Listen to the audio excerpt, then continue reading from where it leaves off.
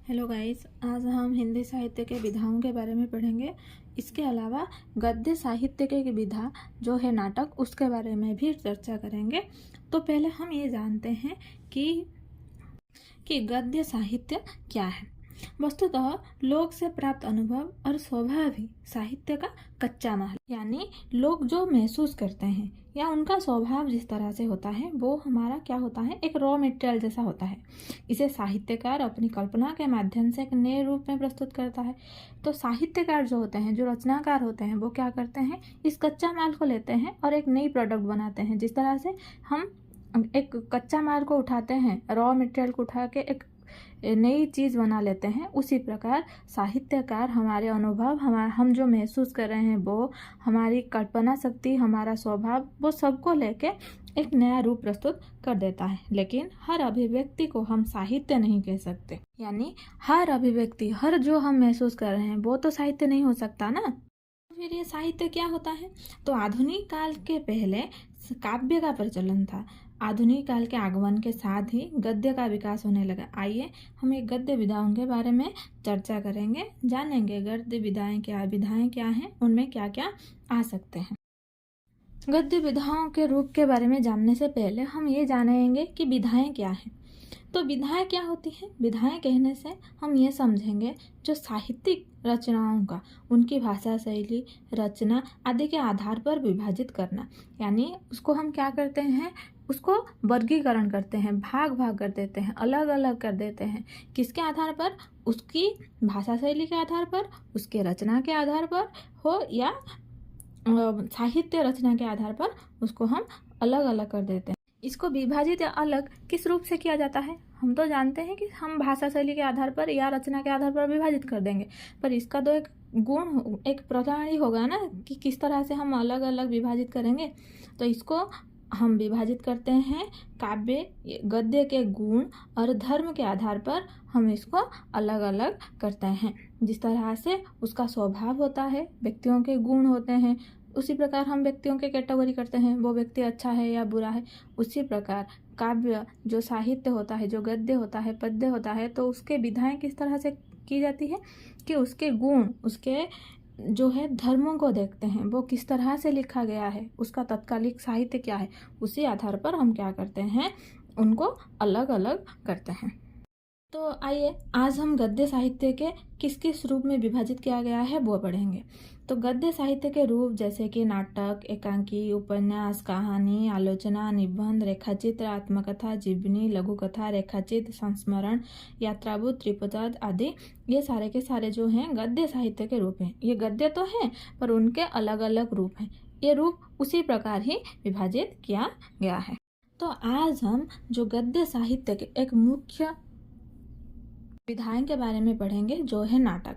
पहले जानेंगे नाटक क्या है, उसके मुख्य बिंदु और तत्वों के बारे में हम जानेंगे। नाटक क्या है? नाटक एक साहित्यिक विधा है जिसे मंच पर कलाकार द्वारा संवादों और अभिनय के माध्यम से प्रस्तुत करने के लिए लिखा जाता है।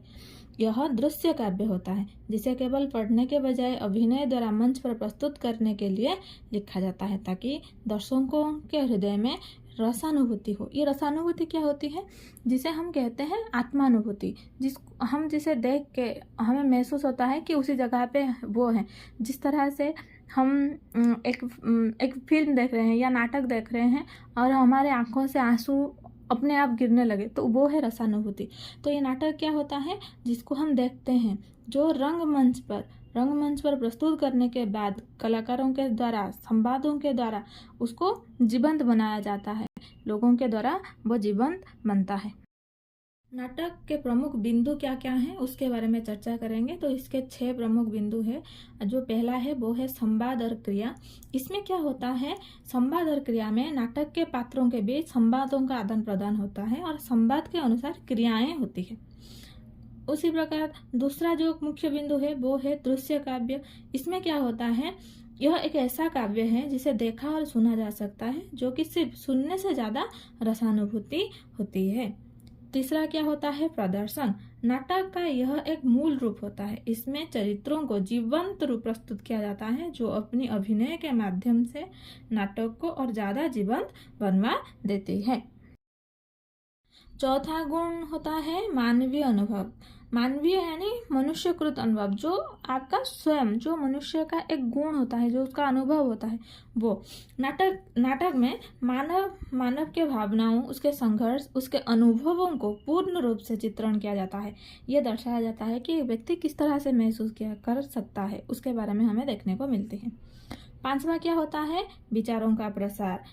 हर नाटक जो है वो अपने विचार, सामाजिक हो या राजनीतिक स्तर पर हो, दर्शकों तक जरूर पहुंचाती है। छठा है रचना का उद्देश्य। नाटक का उद्देश्य सिर्फ और सिर्फ मनोरंजन का माध्यम नहीं है, बल्कि गहन चिंतन, आत्मनिरीक्षण को भी प्रेरित करने के लिए भी होता है। यानी नाटक ऐसा नहीं है कि लोग उस समय कुछ नहीं था तो लोग क्या अपने मनोरंजन के लिए बस नाटक देख रहे थे, नहीं, पर वो क्या करता है, तत्कालिक समाज की सामाजिक परिस्थिति, जो राजनीतिक परिस्थिति है, जो सही गलत के बीच जो है, उसके अंतर को लोगों तक पहुंचाता है, लोगों को समझाता है, लोगों को जागृत करता है नाटक। ये तो हमने पढ़ लिया उसके प्रमुख बिंदुओं के बारे में। हम पढ़ेंगे नाटक के तत्वों के बारे में। तो बहुत सारे विद्वान हैं और उन विद्वानों के अनुसार जो नाटक है उसके 6 तत्व हैं। तो पहला तत्व क्या है? कथानक या कथा वस्तु, जिसे हम कथा वस्तु कहेंगे। ये कथा वस्तु क्या होती है? इसमें घटनाओं का क्रम होता है, किस तरह से, किस क्रम में धीरे धीरे एक जो है वो कहानी आगे बढ़ती है, किस तरह से वो नाटक धीरे धीरे आगे बढ़ती है, जो किसी नाटक का आधार होता है। नाटक का एक आधार होता है, एक जिसको हम टॉपिक कहते हैं। जिस तरह से एक विषय को हम टॉपिक कहते हैं, समझ लो कि एक कथा वस्तु वही है जिसमें हम क्या जानेंगे कि एक जो घटना है उसका क्रम किस तरह से, कैसे वो धीरे धीरे आगे बढ़ता है। उसके बाद अब दूसरा है पात्र और चरित्र चित्रण। पात्र यानी कैरेक्टर्स, जो नाटक के अभिनय करता है, जो अभिनय करते हैं, जो कलाकार होते हैं, वो पात्र होते हैं। और नाटक के जो पात्र होते हैं और उनके पात्रों के गुण दोष, जो अच्छा है बुरा है, उसके भलाई अच्छाई और जो कुछ है, उसको जब हम दर्शाते हैं उसको हम उसके चरित्र चित्रण कहते हैं। यानी एक जैसे कि हम राम के बारे में अगर लिख रहे हैं तो राम का रूप रंग, उसका स्वभाव सब कुछ लिखेंगे, तो वो क्या है? उसका चरित्र चित्रण है। तीसरा है संवाद। संवाद क्या है? पात्र जो क्या करते हैं, अपने भावों के आदान प्रदान जिस रूप से करते हैं, वार्तालाप जिसको हम कहते हैं। तो पात्रों के बीच होने वाली बातचीत को कहानी को आगे बढ़ाती है, उसको हम संवाद कहेंगे। उसका उल्लेख भी हम उसके तत्वों के आधार पर करेंगे। चौथा जो होता है नाटक के तत्व, वो है देश काल और वातावरण। नाटक किस समय लिखा गया था, उस समय की तत्कालीन परिस्थिति कैसी थी, उस समय कौन सा स्थान था, देश काल वातावरण वो होता है। उसके बाद पांचवा है आपका भाषा शैली।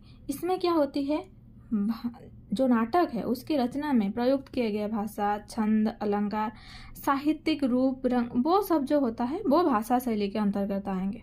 उसके बाद जो छठा होता है वो है उद्देश्य। हर रचना का एक उद्देश्य जरूर होता है, चाहे वो सामाजिक स्तर पर हो या राजनीतिक स्तर पर हो या ऐतिहासिक स्तर पर हो। ये उद्देश्य हमें कौन दर्शाता है? नाटक के उद्देश्य उसके एक महान तत्व है। तो इससे हमने पढ़ लिया कि नाटक क्या है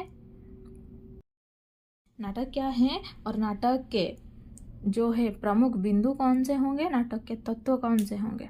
thank you guys, please like, share and subscribe. Thank you.